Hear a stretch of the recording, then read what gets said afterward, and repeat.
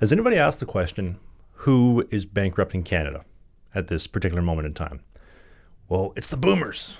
Well, yes, that is partially true because the boomers that fell for the elbows up campaign, keep them high, elbows up, are the same ones that fell for the telemarketing scams of the Somalis and the Indians that were imported off the boat from the third world from the same government that they voted in because of the big bad orange man and make sure my housing prices stay high. So no, that's really not overly shocking. But, I saw a quote the other day. If Reddit, like the sub-forum, the forum of discussion Reddit, was a country, it would be Canada. Like, most Canadians are generally retarded. Most Canadians have the moral superiority complex that if they were eating off of the outhouse toilet seat of an outhouse porta potty for the rest of their lives, they would still think that they are morally superior to Americans, which is, again, far from the truth. I played professional hockey down in the States. I lived in multiple states. My quality of life, the people, everything was superior. And I felt way safer in the U.S. than I did in Canada, which not a lot of people want to talk about. It's also interesting, too. I went to Alaska last summer, and the Americans that were down there, they talked about just like how rude and unfriendly Canadians have become in the past decade.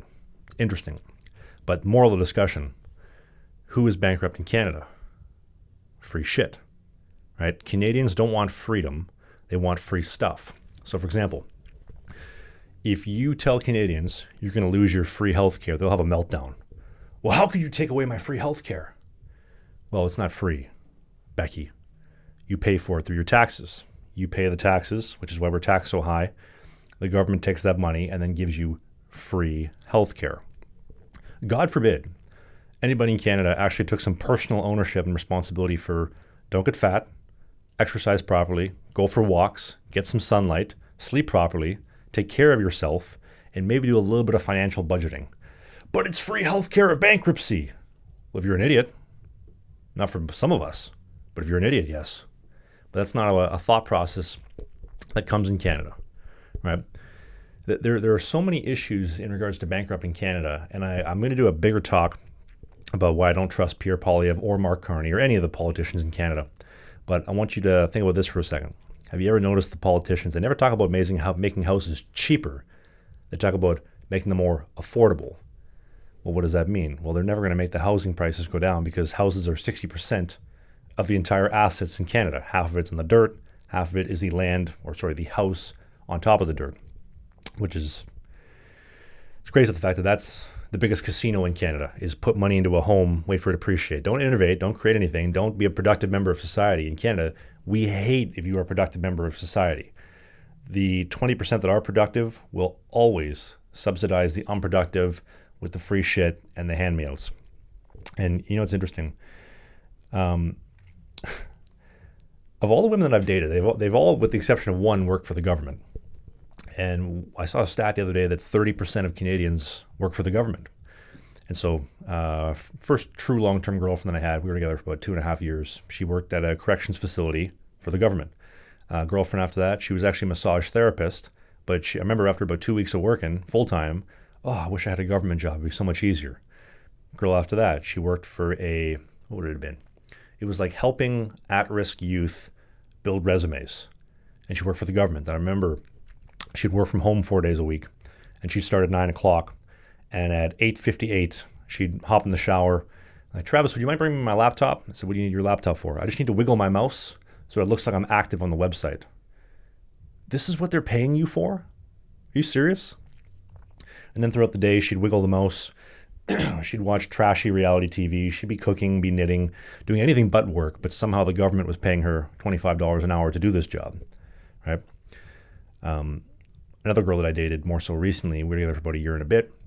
She worked for an architecture firm, and all of their contracts were from the government. So yes, she is hired by a private company, but that private company is funded by the government, and every other subsequential relationship, well, I guess pre or post, has been somebody working for the government. So the fact that 30% of the country works for the government is not overly surprising. But you peons voted for this.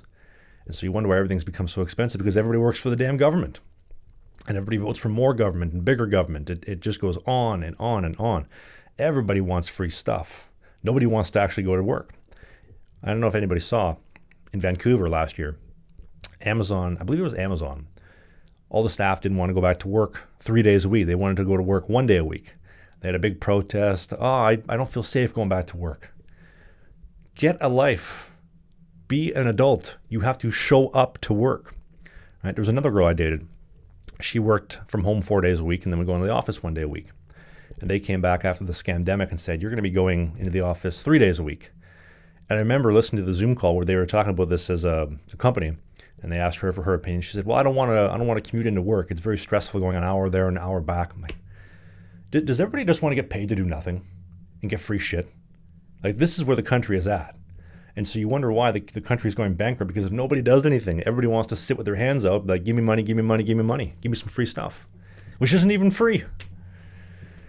And then you wonder why the country is so far into debt, and they're running a $90 billion deficit this year anyway. At least that's what they're telling us. It's funny. Last year they said, we'll run a $40 billion, and they ran $60 billion. And then elbows up campaign, we're going to cut the deficit. We're only going to increase it by 50% from 60 billion to 90 billion. Or excuse me, it might be 80, 85 billion, whatever. But it just blows my mind. The fact that the RCMP had this secret report that came out a couple weeks ago. Well, actually came out a year ago. It's been getting some traction the last couple weeks. And they the government reached out to the RCMP and said, you guys need to prepare for a massive revolt. If the Canadian population understands how broke we are and where the country is headed, there'll be a massive revolution tomorrow. And I actually disagree with the Liberals on this. I think that if you gave all of the information to the general public and you genuinely told them what was happening, they would, again, be concerned for maybe 2 days. They tweet about it. They post on Facebook. Hey, Ralph, did you see we're going broke? Did you see they're trying to run Canada into the ground so there can be a workers' camp for resources? That they'll pull the resources out of the ground in 50 years when everybody's a slave? Like in the SpongeBob movie, when everybody is a slave to the chum bucket for plankton after it gets the Krabby Patty's secret formula. But again, there will be no Krabby Patties. It'll just be all hail plankton to the chum bucket. But most people don't realize that. And then you look at the collapse formula for every single empire ever built. Everyone, doesn't matter if it was the British Empire, the French Empire, the Spanish Empire, the Roman Empire, every empire fell the exact same copy and paste way. And I'm not going to say it in the video because I feel like YouTube may take this one down if I give all the details of it. It might be too truthful. But pause the video right now, go look at it, and then come back and we'll pick up this conversation. But it's fascinating because we are at the very tail end of stage 7, approaching stage 8. And stage 8 is the final ending. And if you follow the changes that the world has made over the past 6 years, I suppose, with the goal of hitting most of them by 2030, maybe 2031, if people aren't scared and waking up yet, I don't think they ever will. Right? I remember during the scamdemic in 2021 thinking to myself, there's no way that people are buying this shit. And then you fast forward, they take it for another year. And then somehow, I don't know how this was able to even happen. The testosterone levels got so high in this country, despite all the soy lattes and all the soybeans and the cricket plants that nobody wants to eat meat because it's taxed into poverty or taxed into infinity. The trucker convoy happens, and the biggest hero since WW2 marched down to Ottawa in their trucks and said, no, we're not doing this anymore. We like our country. We want our country back. And it's funny, they had, bouncing trampolines, those things like where kids bounce up and down, bouncy castles, that's what they're called. They had bouncy castles, they're barbecuing smokies. Everybody's having a good time. There's probably some guys that the government hired to go with the German guy's flag. I don't know if I'm allowed to say that on YouTube or not. And then the CBC and the CTV, they all, look at that one guy with the flag. These people are crazy. Would not be shocked at all if that was a government plant. But it's interesting. You can't ask for your freedom back and to have your country back. God forbid we live in a country that looks like what it was settled on from Confederation in the late 1800s.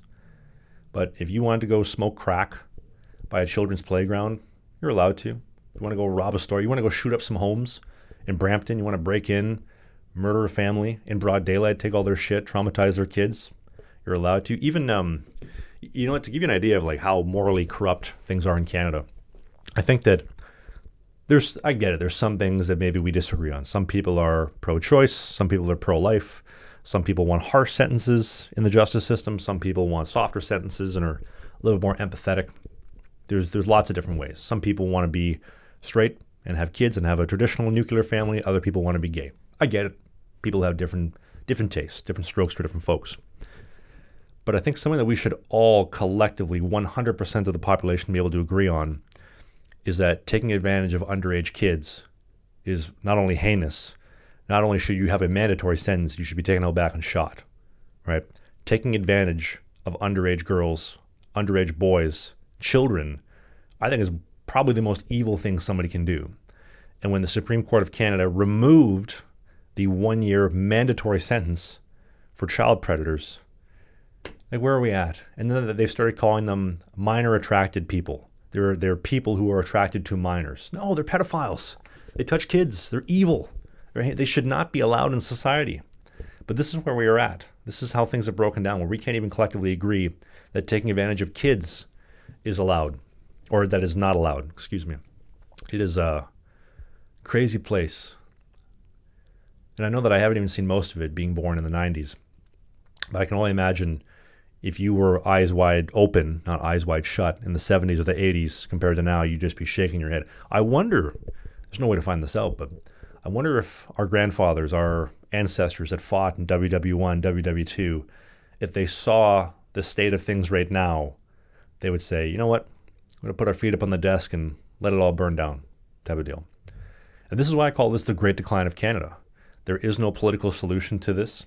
The population is too stupid. There's nothing you can do to vote your way out of it. You can partially vote your way out by choosing to spend your money and moving your dollars accordingly, because where money flows, movement goes, type of deal. As one of my old coaches in professional hockey used to tell me, motion is lotion, baby. You got to keep it moving. Motion is lotion. I like that one. That always stuck with me. But this is the state of Canada. This is a great decline. You can't do nothing about it. It's going to happen whether you like it or not. Put your feet up on the desk. Protect your family, your loved ones, the people that matter at all to you. Put a financial fence or a fence around them, and do your best to plan for the end, because it is coming for all of us, myself included. Do you want to be God at the beginning, the middle, or the end? And I don't know about you, I will not be wearing a chum bucket helmet yelling all hail plankton to our fearless emperor, whoever it is at the time. But if you agree and you support the creation of this content, there is a Patreon link and a YouTube channels member down below. You can click that to support this channel, because I don't see anybody else talking about this type of stuff. All of the conservative freedom fighters and political commentators, I don't see them talking about the real shit. They're just farting in the wind, if you will. If I'm wrong, let me know in the comment section below. But if you want to support the creation of content like this, that is the place to do it. Thank you for watching. See you soon.